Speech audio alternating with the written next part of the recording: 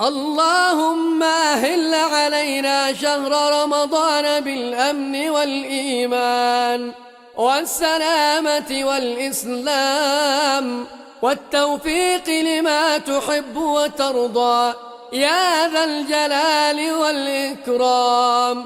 أعوذ بالله من الشيطان الرجيم. بسم الله الرحمن الرحيم.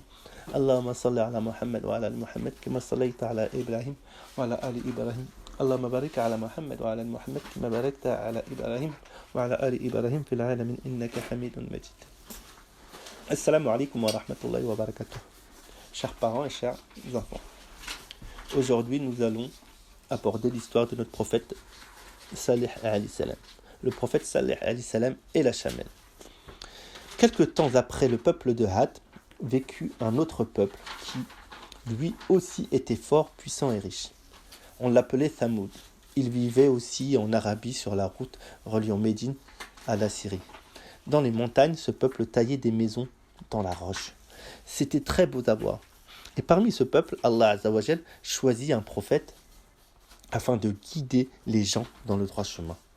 En effet, tout comme le peuple de Had, la majorité du peuple Thamoud avait dévié du droit chemin en n'adorant pas Allah. Ce prophète s'appelait Salih alayhi salam.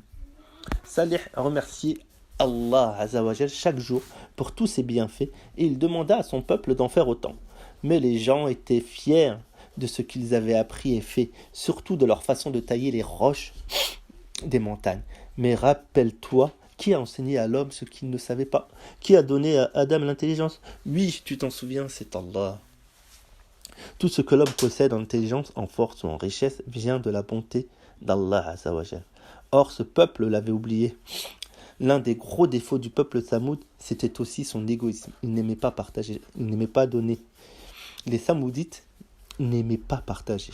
Ils refusaient même l'eau aux troupeaux des contrées voisines, alors qu'ils avaient beaucoup de puits. C'est pourquoi l'épreuve d'Allah Azzawajal choisie pour ce peuple concernait l'eau.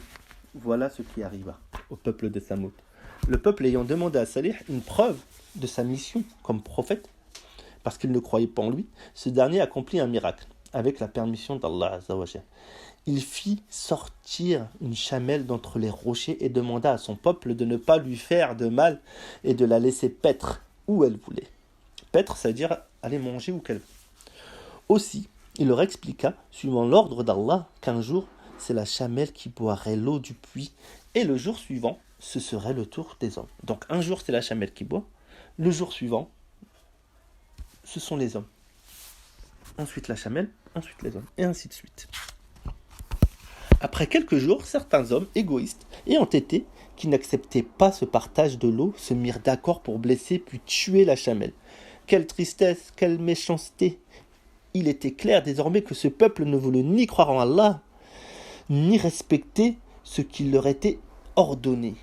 Salih les avertit alors qu'après 3 jours, le châtiment s'abattrait sur eux. Comme les autres peuples qui s'étaient montrés désobéissants avant eux, ils furent punis. Allah Azzawajal fit entendre un seul cri, suite auquel les maisons et les montagnes s'effondrèrent, et les habitants devinrent comme de la paille établie. Comme pour les peuples précédents, sauf quelques gens de bien, et le prophète Salih bien sûr, furent sauvés, car Allah Azzawajal aide et sauve les gens de bien. Avec les exemples de tous ces peuples, tu peux te demander pourquoi. Tu te demandes peut-être pourquoi les hommes et les peuples refont les mêmes erreurs.